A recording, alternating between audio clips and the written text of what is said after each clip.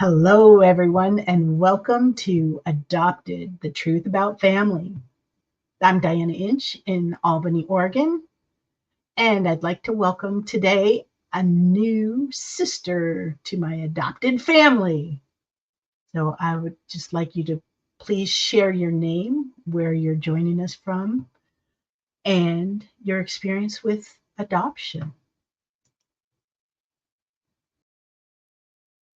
Hi there. My name is Nandeeta Ramsey. Thank you so much for having me, Diana.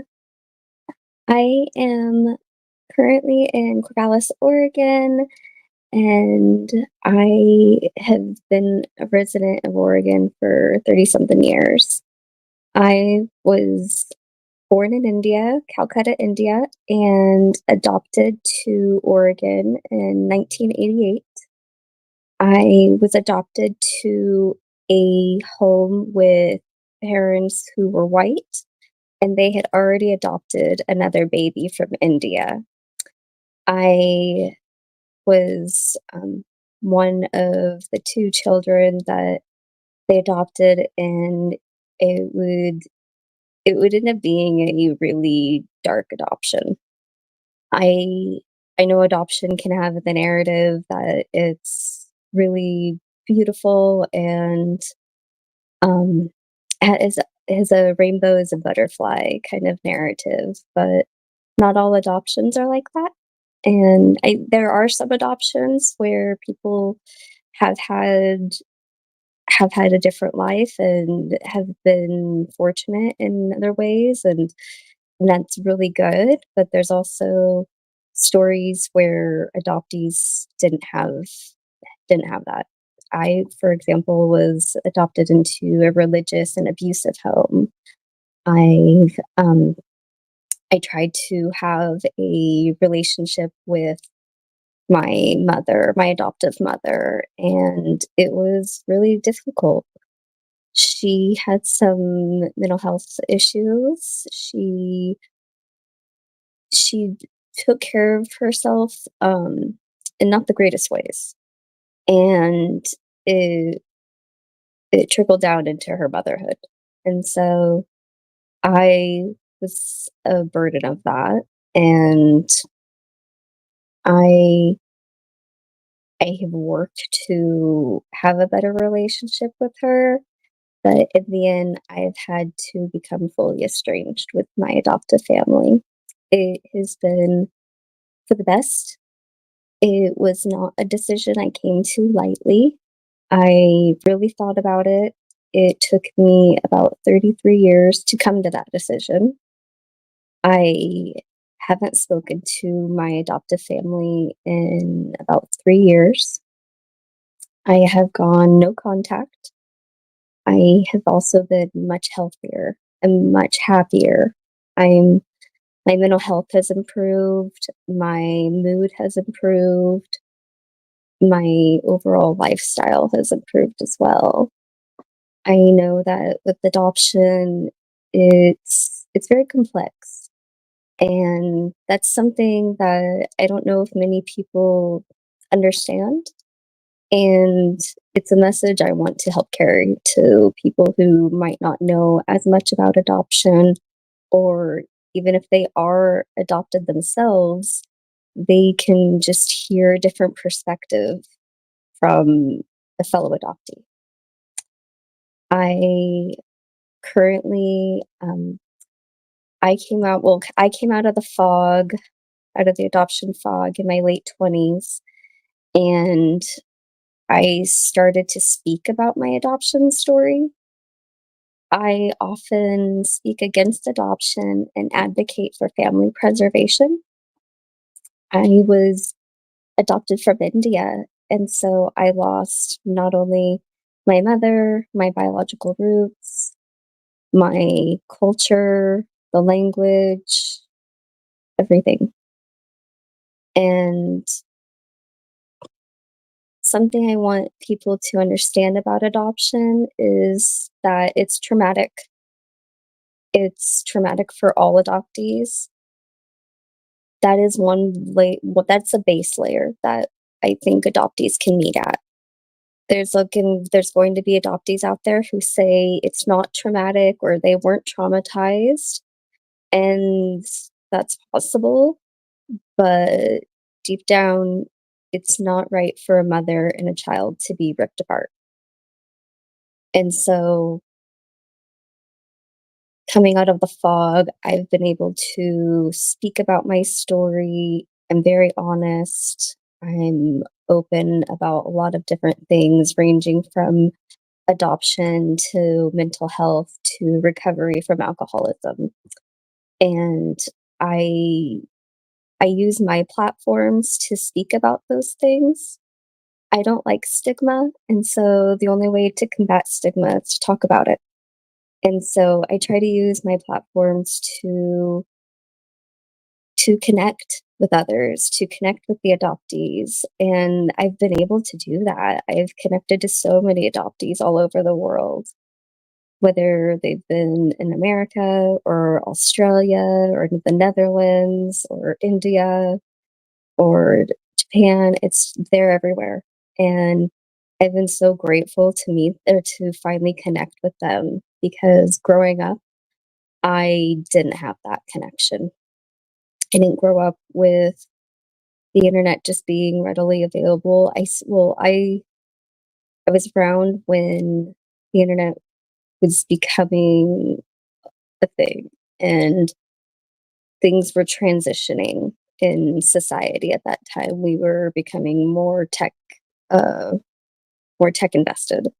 And so I still didn't have that access to these other adoptees though until much later. And when I did, I've connected to so many people who have helped me in my story and have helped carry other messages and help me grow as well. I've learned more about domestic adoption, American domestic adoption, than I knew before. And learning different laws and legislation for adoptees. And it's been an interesting world to get into.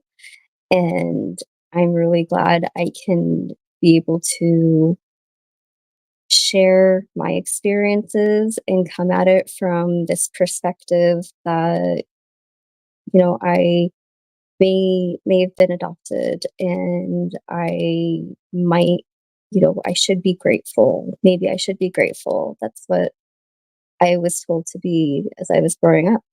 And that's what a lot of adoptees are told. They're told to be grateful. But we also suffered losses, and we have our adoptive family, but we also have our biological roots. And so those are important, and they're just as important as a non-adoptees.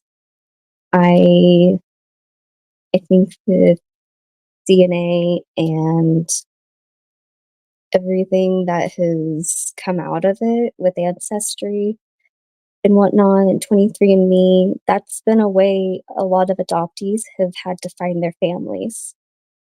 I don't have that advantage because I'm an international adoptee and I'm from India. So India does not have the same setup as America with having the DNA kits readily available and available to sale or for sale and whatnot. So the likelihood of me finding my mother through DNA is very low.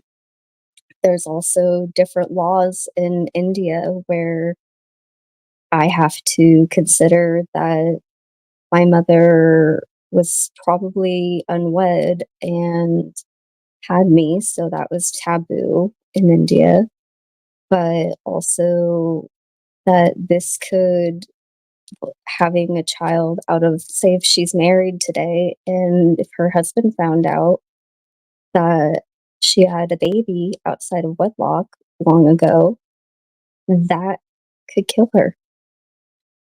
And so honor killings are far more common in Asia than they are in America.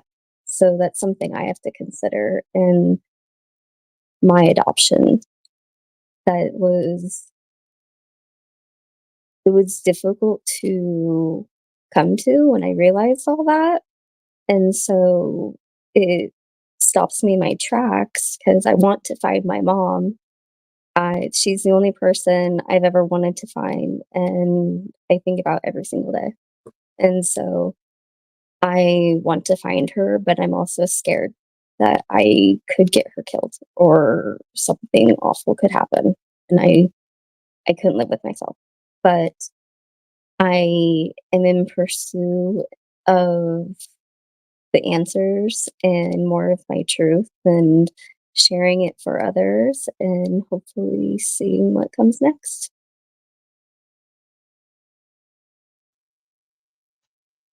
Thank you, Nandeeta,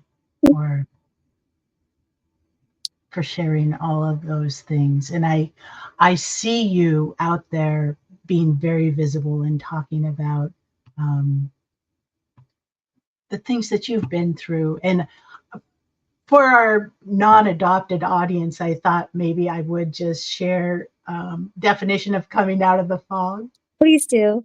Or okay. So this is I just looked this up quickly, and it says coming out of the fog is a term used to describe the process of adoptees realizing and integrating the impact of adoption on their lives.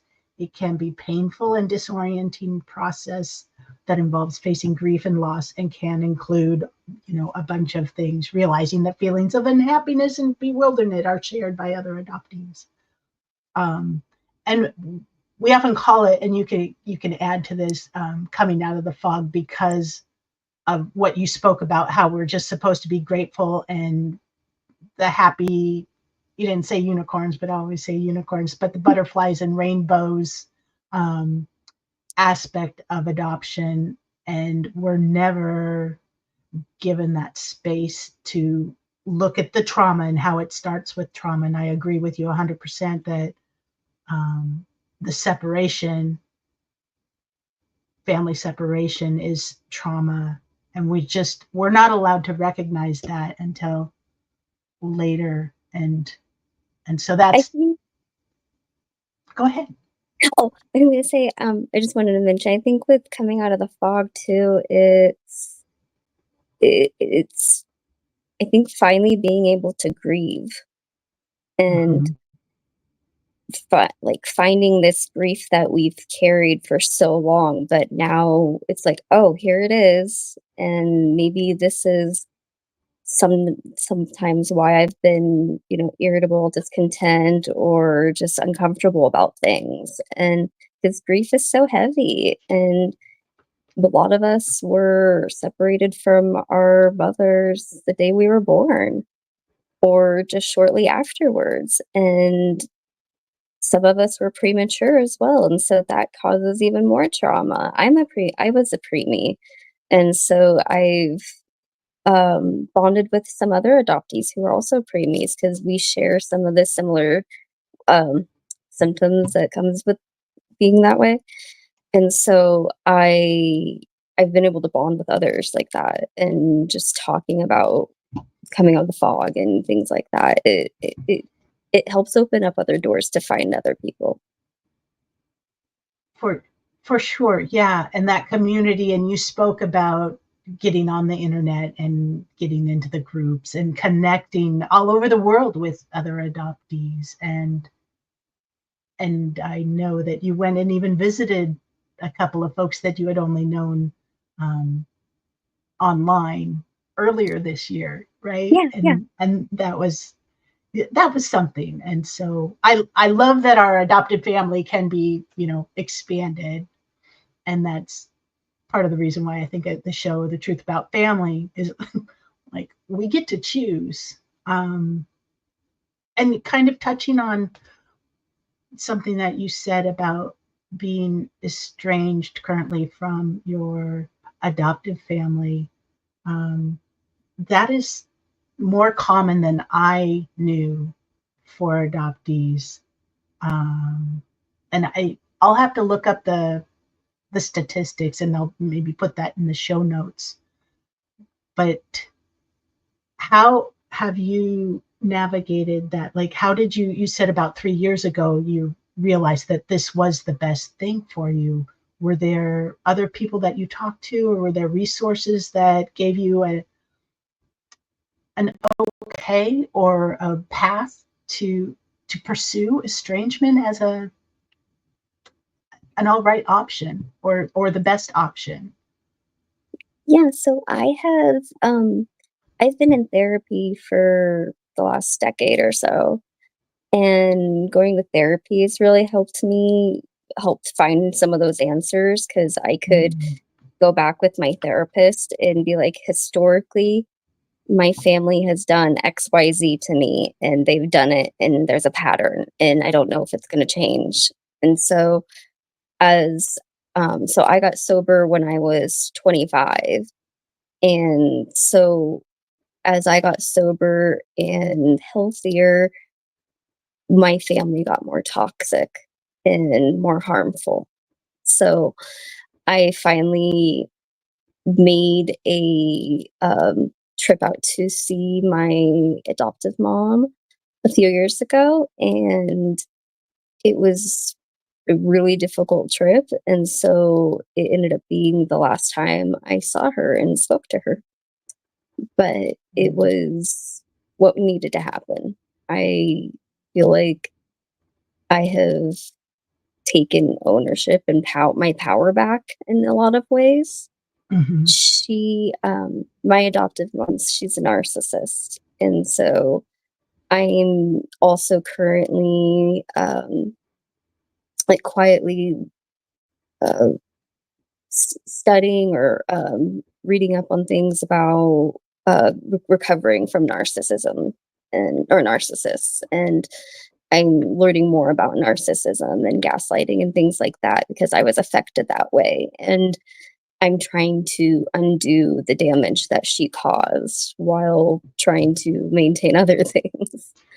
But I think with being able to navigate through all that and find finally a solution was I need to go non-contact. It was difficult, and it still is difficult to this day. There's mhm, times I do miss my family, and I miss my sister and my mom. There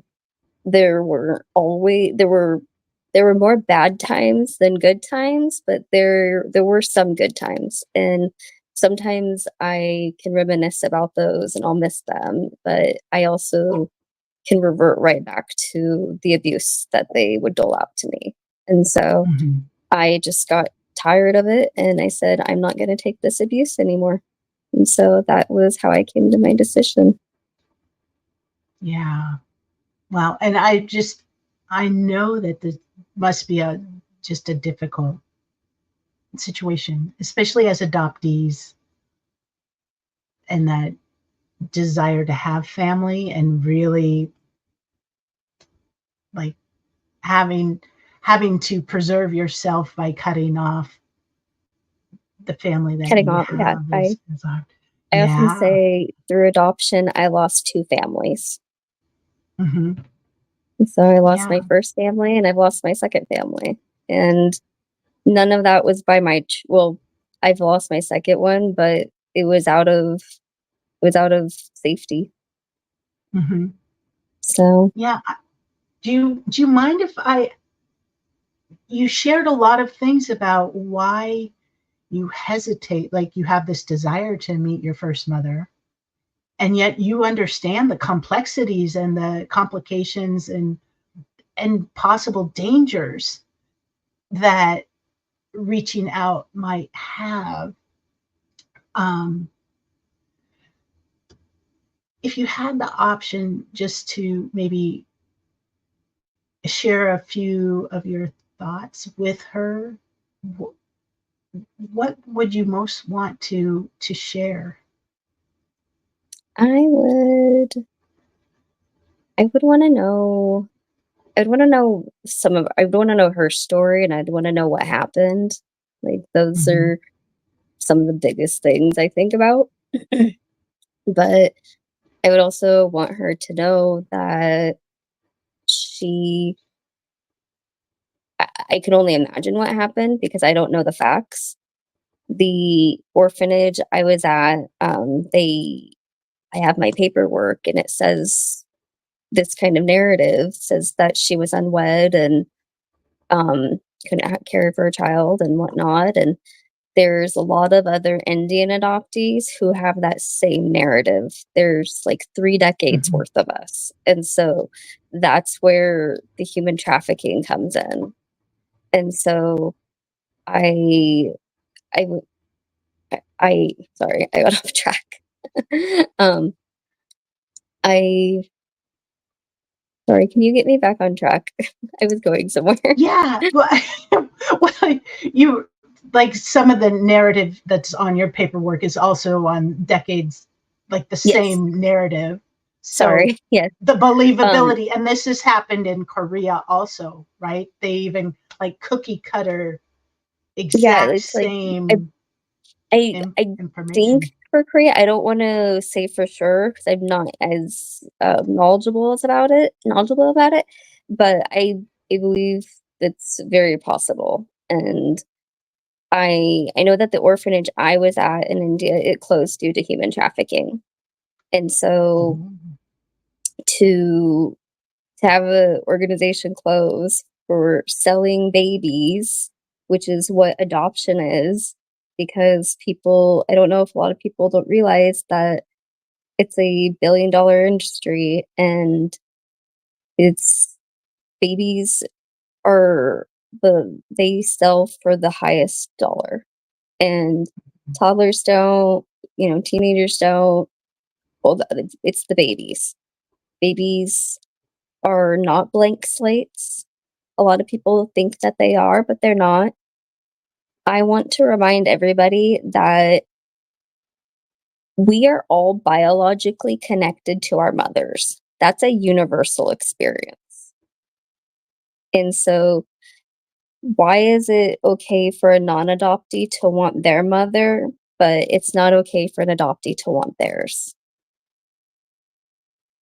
That's yeah, often the predicament in adoption land. I I don't understand it. I don't understand the double standard because it is. I I've known people to want their mothers when they're in the hospital or to tell mhm, them that they've done something really amazing and adoptees don't get that. We are not given that privilege and if we do try to bring up our mothers, we're often met with confrontation. And because our adoptive family often don't want to hear about the biological family, or there's a narrative already built up against them. And so it's it's really difficult to unpack, but it's part of what you have to do with like uncovering all these layers of complex trauma. right. And when you think about it, even with puppies and kittens, I mean, they get to stay with their mothers, and to have babies taken like hours, days, months, even away from their mothers, it is troubling that they don't see how that can be damaging. And you brought up something else about the trafficking and the selling, and there are all sorts of cases where money is involved, and it is a multi-billion-dollar industry. I think I've read $17 billion, and I'm sure that that is underestimated. And that's part of the issue, is that we don't have accurate information, especially like on private adoptions. But I was going to ask if you had some ideas about what would improve the adoption industry. And I know that you're more into family preservation, which is great. But if adoption continues, what changes would you make to it to have a little bit, um, maybe a more adoptee-centered, child-centered perspective to provide healthier adoptions for or placements? Right.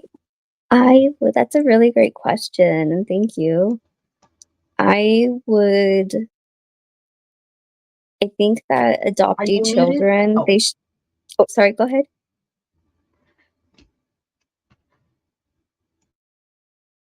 Oh, sorry. Um, I think that adopted children should have adoptee advocates, and I think that could look like having an adult adoptee, kind of like the similar to like a big sister, big brother program, but have them be adoptees who are out of the fog and who have have had some experience with working with other adoptees and have also gone to therapy and worked on themselves and gotten themselves to a place where they can help others. Because part of the reason why I speak up about my adoption stuff is because I used to be that child. I didn't have anybody to speak up for me, and I advocated for myself when I was 15 to finalize my adoption with my family.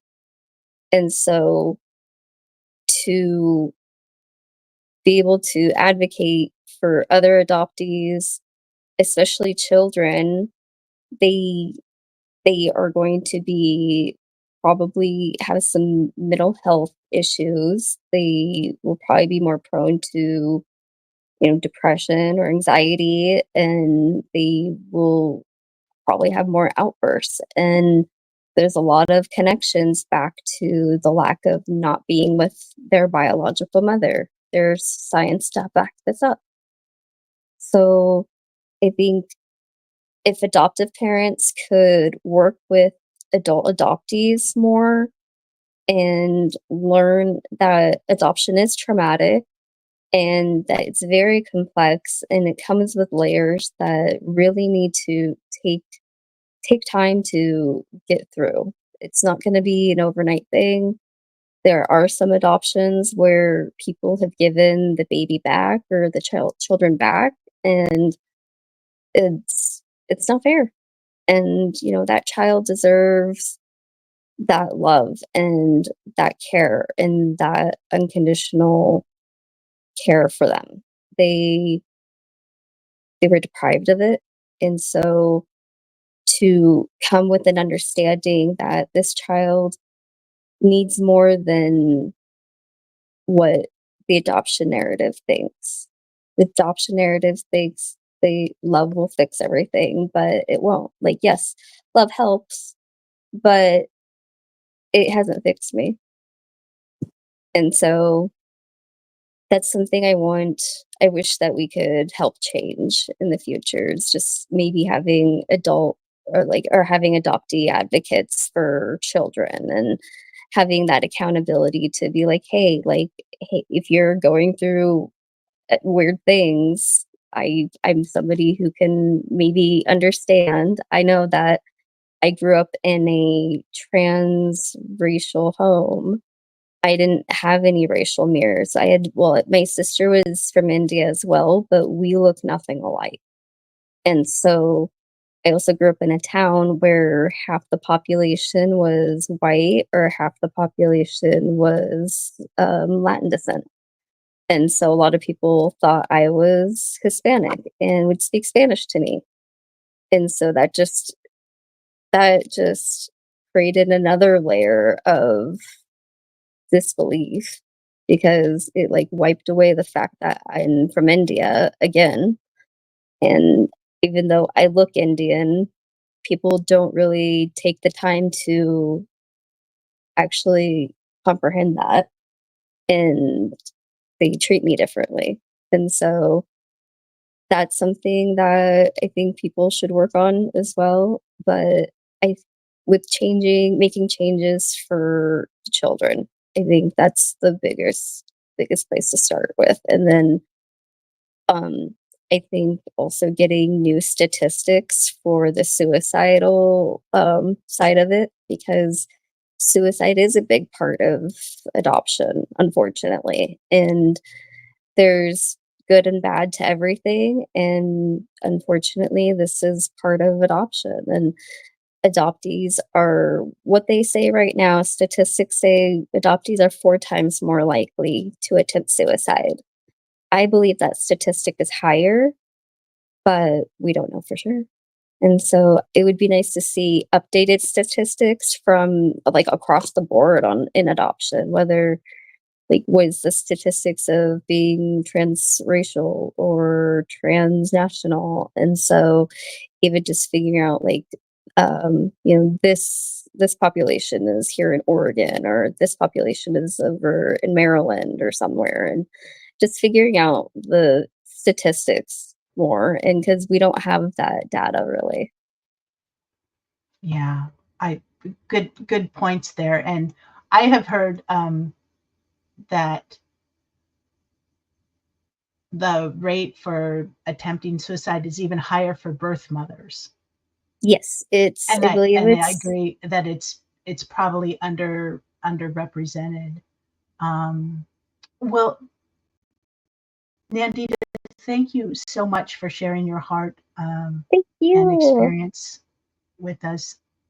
If there were like one or two things that you wanted people to know, what what would those be? Just for kind of your last, looking, how can we make things better in the future?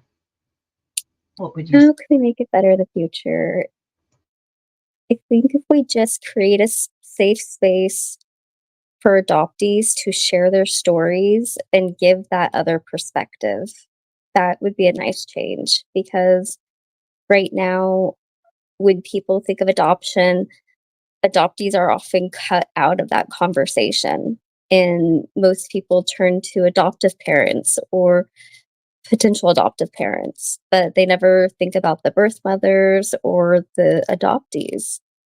And if you're going to learn about adoption, you should learn from the adoptees. The adoptees lived it, they have experienced it, and they are the ones who can carry all those messages to you. And so creating a safe space for them and not gaslighting them. If you tell somebody that you just had a bad experience, you're socially gaslighting them. Stop it.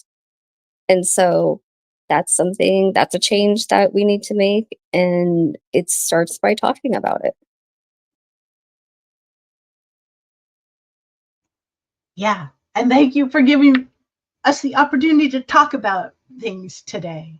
Yes, And thank I you. really appreciate your time and you being here Thank with you us. so much for Yeah, having me. Loved it. sure. So thank you for joining us for Adopted the Truth About Family.